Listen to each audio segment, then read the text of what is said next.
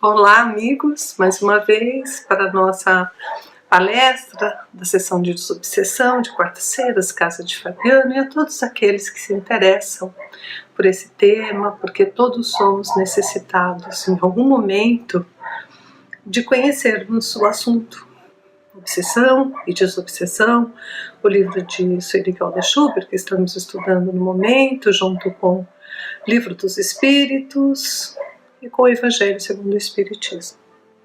Com a certeza que Deus e Jesus nos acompanham, pois Jesus já havia dito, onde estivessem duas ou mais pessoas reunidas em meu nome, Ele também ali estaria conosco. Com essa certeza que iniciamos esses estudos, sabendo que temos que ter da nossa parte o esforço para conseguirmos alcançar a companhia dele e desses espíritos amigos.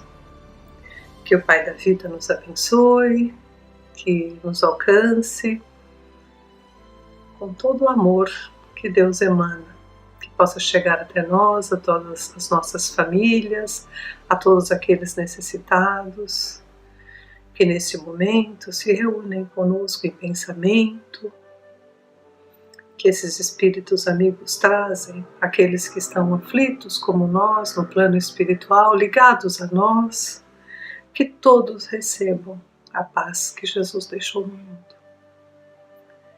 Pai nosso que estais nos céus, santificado seja o vosso nome, venha a nós o vosso reino, seja feita a vossa vontade, assim na terra como no céu.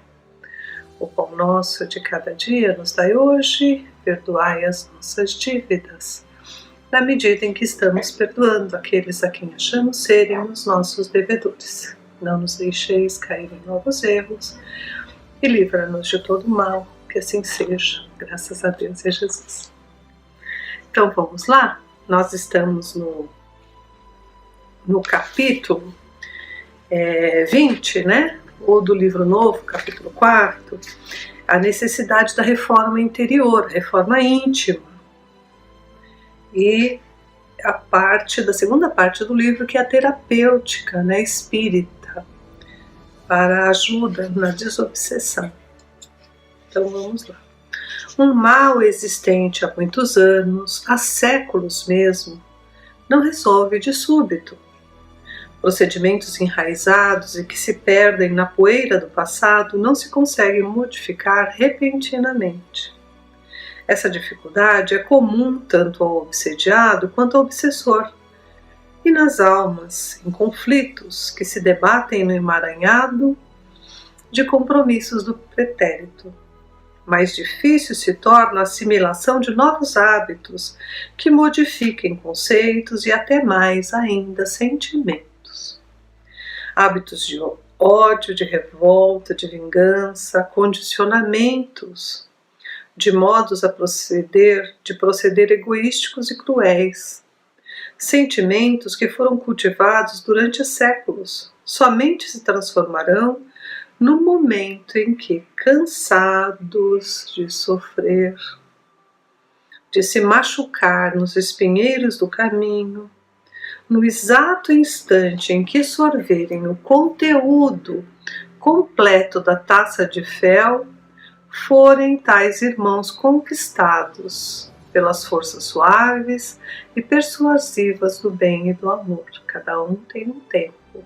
Então, cada um está num momento e sempre, né, essas forças do bem e do amor estiveram ao nosso lado, mas nem sempre nós tivemos a condição de absorver essas emanações. A transformação moral presume-se, né, meta de todo espírito daquele que se sente dentro de si, mesmo despertar em todas as potências. É a luz que se acende na escuridão, o chamado que repercute, o romper dos primeiros elos que nos manietavam ao jugo das servidões inferiores. É o cair das escamas E logo lhe caíram dos olhos como que umas escamas, e recuperou a vista. Isso está no livro Atos dos Apóstolos, capítulo 9, versículo 18, e refere-se ali à recuperação de Paulo de Tarso.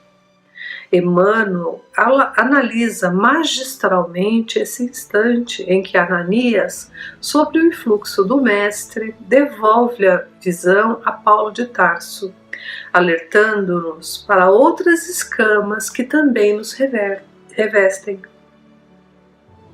Não somente os olhos se cobriram de semelhantes excrescências. Todas as possibilidades confiadas a nós outros hão sido eclipsadas pela nossa incúria através dos séculos.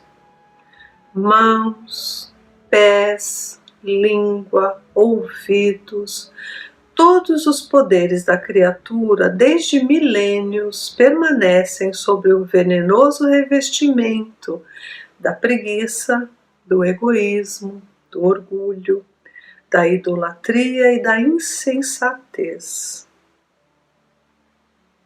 Esse dizer de Emmanuel está no livro Vinha de Luz, no capítulo 149. E Emmanuel prossegue explicando que após render-se incondicionalmente ao Cristo, Paulo entra na cidade, onde iria receber a ajuda de Ananias, mas que, sendo-lhe restituída a visão, Paulo daí em diante entregar-se-ia de corpo e alma à causa do Senhor, e à custa de extremos sacrifícios consegue extrair de si mesmo as demais escamas que lhes obscureciam as outras zonas do ser. Significa que não foi só Ananias que chegou lá e o favoreceu com o retorno da visão por autorização de Deus e de Jesus. Ele também teve que, depois disso, participar dessa reforma íntima, retirando, outras escamas ali que antes ele não enxergava, com seu sacrifício. E nós, o que temos feito para sair dentro das nossas escamas, que são como a couraça nos revestirem? De que maneira temos trabalhado para conseguir isto? A doutrina espírita nos faculta todos os meios para atingirmos essa aspiração, essa vontade, esse desiderato. Já não podemos mais postergar o labor de nossa transformação íntima. Hoje que reencontramos a palavra do Mestre em toda a sua pureza e simplicidade nos ensinos do Consolador, agora que sentimos integralmente todo o peso da nossa responsabilidade e o quanto permanecemos até agora, até o presente, cegos, surdos, paralíticos, hebetados, desvairados, distraídos, soou, enfim, o instante decisivo em nossa existência multimilenar. Cansados de carregar os fardos das aflições, defrontamo-nos, talvez, com o momento mais decisivo da nossa romagem evolutiva. É a definição de que nos esperam aqueles que nos amam e nos aguardam no plano espiritual maior. Não só para portadores de obsessões declaradas, enfatizamos a imperiosa e inadiável necessidade da reforma moral, mas para todos nós, espíritas ou não. A importância dos trabalhos desobsessivos, dos estudos que estamos efetuando em torno desse tema é, por isso, grandiosa, já que os primeiros beneficiados somos nós, os que estamos lidando nessa abençoada seara, para termos condições morais de colaborar numa dessa tarefa de envergadura. Torna-se imprescindível que apliquemos de início em nós mesmos as lições que tentamos transmitir aos outros. A moralização íntima é assim condição essencial para a cura tanto do algoz quanto da vítima e para nossa própria cura, né? Todos nós temos necessidade da desobsessão. E como ele falou aqui, é a primeira vez, né, ou uma das primeiras vezes, que nós estamos diante de tanta liberdade do nosso livre-arbítrio, do pensamento próprio, porque antigamente tudo nos era incutido. Olha, você tem que fazer isso, é essa prece que você faz, eu te perdoo em nome de Deus. Então nós não tínhamos praticamente, ou era pouco, nosso esforço com a nossa reforma íntima, a nossa responsabilidade. Hoje sabemos que depende muito mais de nós, né?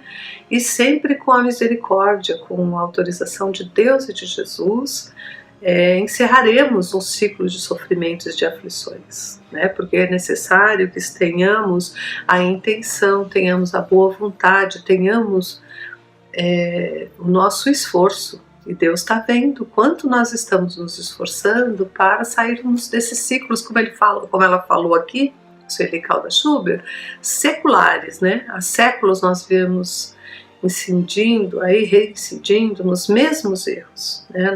No não perdão, acusando os outros pelos nossos sofrimentos, pela nossa infelicidade, quando depende de nós, né? Nós sim que devemos, pelo conhecimento que já temos da doutrina, fazermos por onde acontecer situações melhores para nós e para todos que estão à nossa volta, compreendendo que o amor, a tolerância, o perdão, né, o amor que Jesus ensinou, né, a paz, a harmonia interior é que vai fazer com que os outros prestem atenção no que estamos dizendo. Da boca para fora nada funciona, né?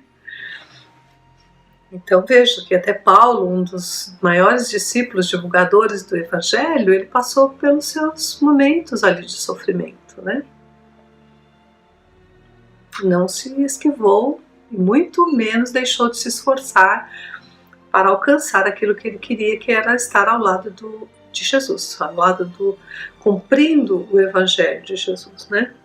No Livro dos Espíritos, na questão 479, a prece é um meio eficaz para curar a obsessão. Então ele complementa isso que eu estou falando aqui, que a Sueli Caldas Schubert colocou no livro. Olha, a prece é um poderoso socorro para todos os casos, mas sabei que não é suficiente murmurar algumas palavras para obter o que se deseja. Deus assiste aos que agem e não aos que se limitam a pedir. Cumpre, portanto, que o obsedado faça do seu lado o que for necessário para destruir em si mesmo a causa que atrai os maus espíritos. Então ele fala que depende de nós, do nosso esforço, e não é dos outros, é o nosso esforço, né?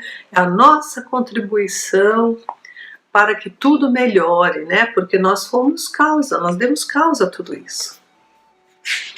E aqui do Evangelho segundo o Espiritismo, tem também do capítulo 13, eu vou ler aqui, que a mão esquerda não saiba o que faz a direita, é fazer o bem sem ostentação. O bem é um dos melhores antídotos para qualquer obsessão, né? E para conquistar amigos, sejam encarnados ou desencarnados. Isso flui, isso emana de nós, como Deus emana o seu amor, como Jesus emanou o seu amor aqui na Terra, como as pessoas se apaixonavam quando Jesus passava, porque era esse magnetismo, né? Do bem, do amor. Ele arrastava multidões, porque ele conseguia emanar esses sentimentos de bondade, de pureza, que já vinha de Deus, né? Passava por ele, transcendia para as outras pessoas. É esta aura que nós buscamos hoje. Nós não vamos conseguir de uma noite para o dia, como também falou ali no livro, no início, passarmos de espíritos impuros para anjos. Não é essa a nossa meta, né? A nossa meta é o crescimento moral. E a cada vez que a gente se encontra sintonizado com as leis de Deus, nós nos sentimos mais felizes, mais fortes, não é mesmo? Mesmo estando com todas as nossas misérias ainda, por resolver, porque isso serão séculos, serão encarnações, mas cada pontinho, cada degrau, cada passo que nós damos à frente e sabemos que estamos fazendo o certo com Jesus, com o Evangelho, já sentimos um pouco dessa alegria, já dá para imaginar que todos no plano espiritual que torcem por nós estão felizes e nos enviam essas vibrações amorosas e nós recebemos, porque estamos em sintonia com eles, né? Olha só, o item 1, onde fala do Evangelho, fazer o bem sem ostentação. Guardai-vos, não façais as vossas obras diante dos homens, com o fim de serdes vistos por eles. De outra sorte, não tereis a recompensa da mão de vosso Pai, que está nos céus. Quando, pois, dá a esmola, não façais tocar a trombeta diante de ti, como praticam os hipócritas nas sinagogas e nas ruas, para serem honrados dos homens. Em verdade vos digo que eles já receberam sua recompensa. Mas quando dás a esmola, não saiba a tua esquerda o que faz a tua direita, para que a tua esmola fique escondida, e teu Pai que vê o que fazes em segredo te pagará. De Mateus, capítulo 6, versículo de 1 a 4. Deus sabe todas as nossas intenções, tudo o que nós fazemos e qual a intenção. É por isso que só Ele pode nos julgar, né? E depois que Jesus desceu do monte, foi muita gente do povo que o seguiu. E eis que vindo um leproso o adorava, dizendo: Senhor, se tu queres, bem podes me limpar. E Jesus, estendendo a mão, tocou-o, dizendo: Pois eu quero, fica limpo. E logo ficou limpa toda a sua lepra. Então lhes disse Jesus: Vê, não o digas a alguém, mas vai, mostra-te ao sacerdote e faze a oferta que ordenou Moisés, para lhe servir de testemunho a eles. Mateus, o capítulo 8, de 1 a 4, versículo de 1 a 4. Né? Então, fazer o bem sem ostentação, né, é o grande mérito e o caminho para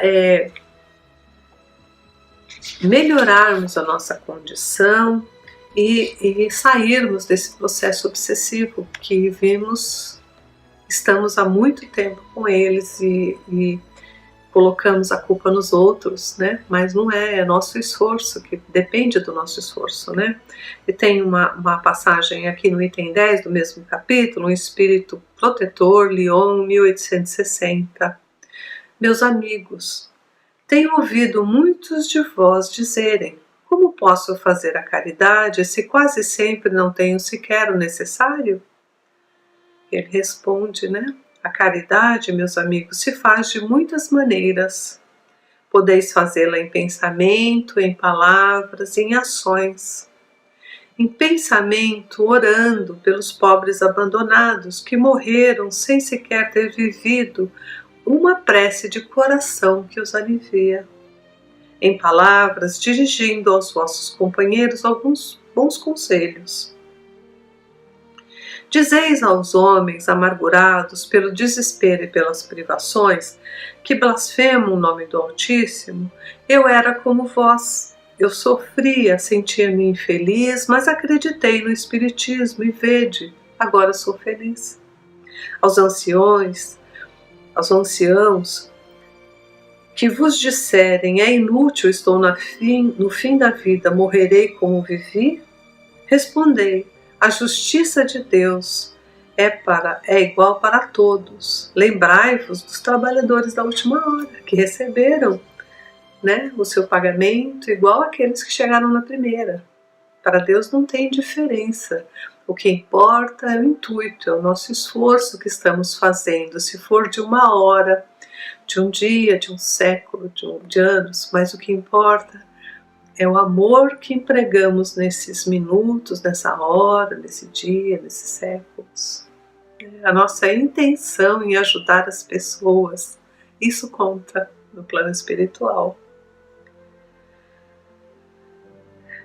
As crianças que já viciadas pelas más companhias perdem-se nos caminhos do mundo, prestes a sucumbir às suas tentações, dizei: Deus vos vê, meus caros pequenos, e não temei repetir frequentemente essas doces palavras que acabarão por germinar nas suas jovens inteligências. E em lugar de pequenos vagabundos, fareis deles verdadeiros homens. Essa também é uma forma de caridade. Então veja, aqueles que estão com os corações amargurados, existe um caminho, né? O caminho do Evangelho, o caminho do Espiritismo. Aqueles que já estão com a idade muito avançada e se acham inúteis, faleis que não, que eles podem fazer a caridade ainda assim, com pensamentos, com palavras, com atitudes, com seus gestos, né, seus exemplos. E as crianças, que mesmo perdidas em tantos descaminhos, elas podem saber que Deus olha cada ato deles, né? Mesmo aqueles que eles fazem mais secretamente. E assim eles vão mudando o pensamento e agindo mais no bem, sabendo que Deus também olha esses atos, que eles receberão uma recompensa nos céus. Né? Então, ele coloca aqui, né, que a gente tem que ele termina aqui, olha, meus amigos, a cada novo regimento, o general entrega uma bandeira. Eu vos dou esta máxima do Cristo: amai-vos uns aos outros. Praticai essa máxima. Reuni-vos todos em torno dessa bandeira, no esforço de cada um, principalmente no nosso esforço, não do outro. O outro vai ter a sua vida a prestar contas a Deus e nós a nossa. Então, reuni-vos todos em torno desta bandeira, né? Amai-vos uns aos outros, e delas receberei a felicidade e a consolação, e assim sumirão automaticamente aqueles que são obsessores, vão passar a serem nossos companheiros dessa bandeira. É isso que a gente deseja que aconteça um dia. Agradecendo tudo porque já temos, tudo que somos com essa doutrina bendita e por esse estudo.